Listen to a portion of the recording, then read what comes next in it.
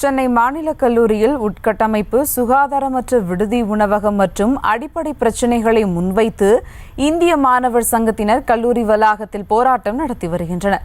கூடுதல் விவரங்களோடு இணைகிறார் செய்தியாளர் ஜெர்ரி. வணக்கம் ஜெர்ரி, விவரங்கள். வணக்கம் சுபா.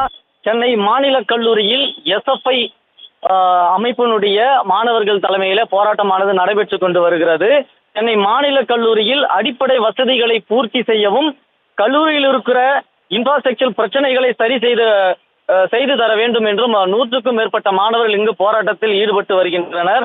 அதாவது தரமற்ற உணவுகள் வழங்கும் ஒப்பந்ததார முறையை உடனடியாக ரத்து செய்யவும், 800 மாணவர்கள் உட்கார்ந்து உண்ணும் அளவிற்கு ஆடவர் விடுதி உணவகத்தை புதிதாக கட்டித்தர வேண்டும் என்றும், கல்லூரி மற்றும் விடுதி கழிவறையை சரியாக மறுசீரமைத்து தர வேண்டும் என்றும், பழுதான ஸ்டோன் பெஞ்சுகளை புதிதாக அமைத்து தர வேண்டும் என்றும், ஆசிரியர்கள் இல்லாமல் இளங்கலை மாணவர்கள் சேர்க்கை நடக்காத மலையாளம் துறையில் ஆசிரியர்களை பணி அமர்த்தி புதிதாக கலந்தாய்வு நடத்தி மாணவர்களை சேர்க்க வேண்டும் என்றும் பல்வேறு கோரிக்கைகளை முன்வைத்து 100க்கும் மேற்பட்ட மாணவர்கள் தற்போது போராட்டத்தில் ஈடுபட்டு வருகிறார்கள்.